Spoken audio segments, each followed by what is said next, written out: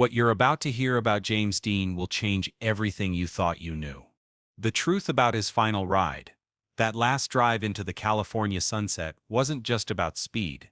It wasn't just about a young man in a powerful car. It was about what he was carrying. A secret, hidden in plain sight that Hollywood would have done anything to bury. A secret that vanished in the wreckage. We all know the image. The red jacket. The cigarette hanging from his lip. The look in his eyes that defined a whole generation of rebellion. That was the product.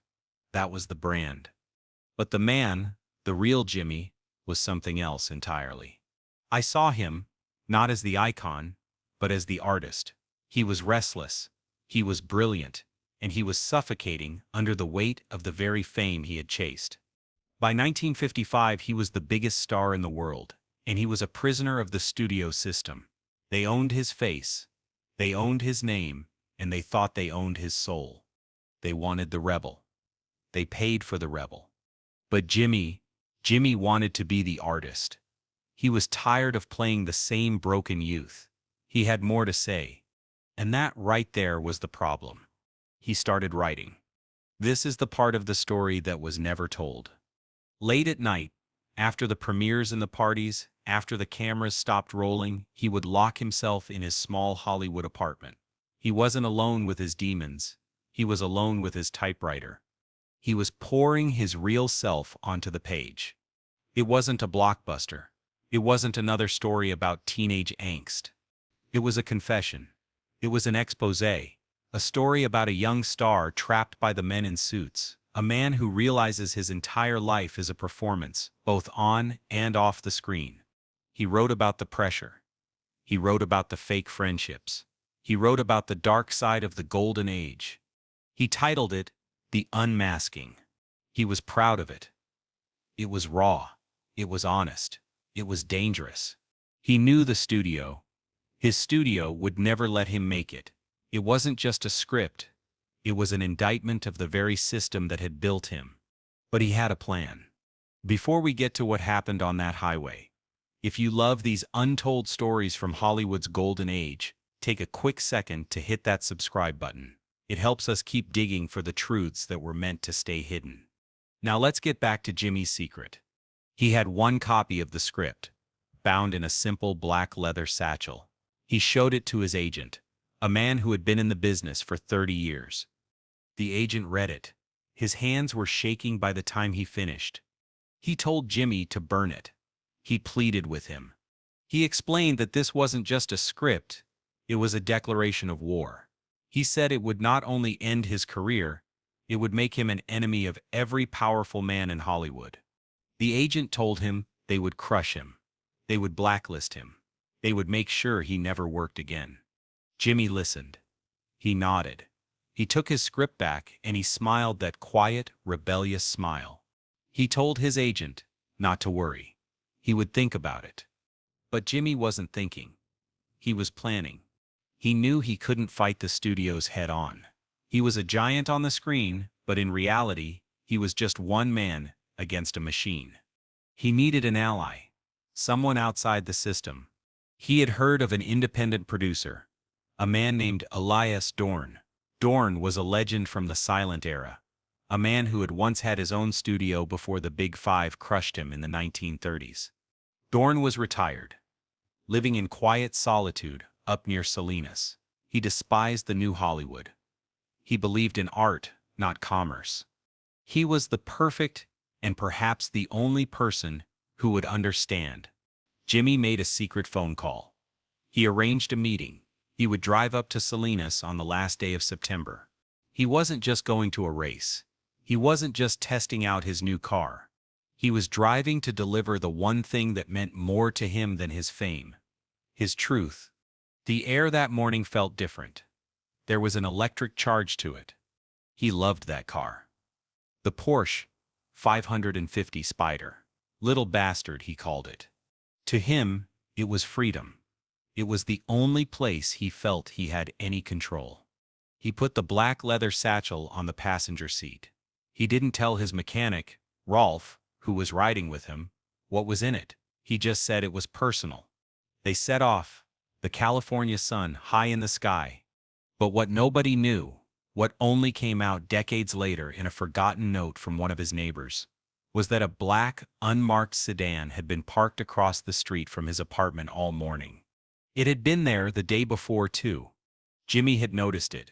He felt it, that creeping sense of being watched.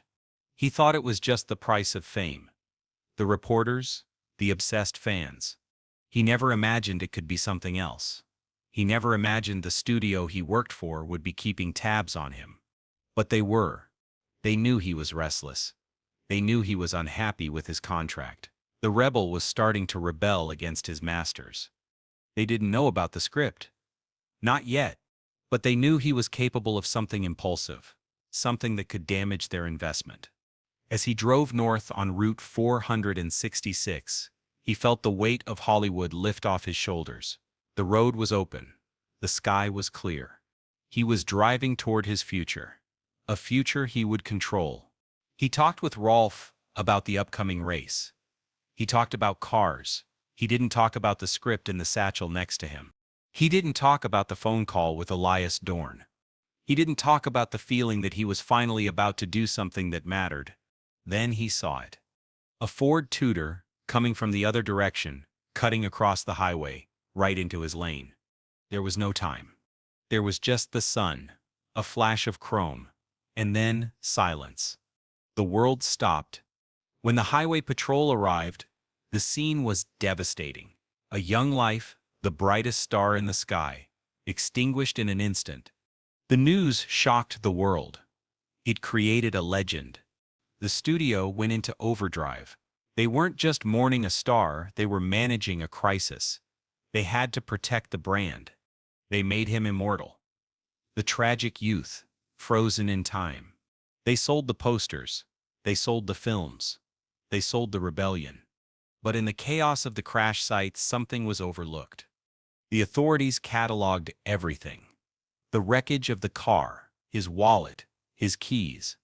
But the black leather satchel that had been on the passenger seat, it was gone. It was never listed in any police report. It was never mentioned by any witness. It vanished.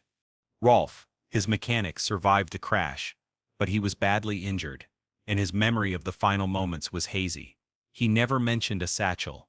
The driver of the other car, Donald Turnipseed, was dazed and confused, but alive. He said he didn't see him coming. The story was written. A tragic accident. Speed. A young star, taken too soon. It was the perfect, simple, heartbreaking story. And it was exactly what the studios wanted. Elias Dorn, the old producer, waited all evening for Jimmy to arrive. He never did. He heard the news on the radio the next morning. He sat on his porch, looked out at the hills, and he knew. He knew somehow that this was more than just an accident. Years later, he told a close friend that he believed Jimmy was carrying the keys to his own kingdom that day, and that the gatekeepers had slammed the door shut. But the real chilling part? The black sedan that had been parked outside Jimmy's apartment. A truck driver, who had been interviewed briefly at the crash scene but whose statement was buried, mentioned seeing a dark sedan parked on a turnout about a mile before the crash site. He said it pulled out and followed the Porsche at a distance.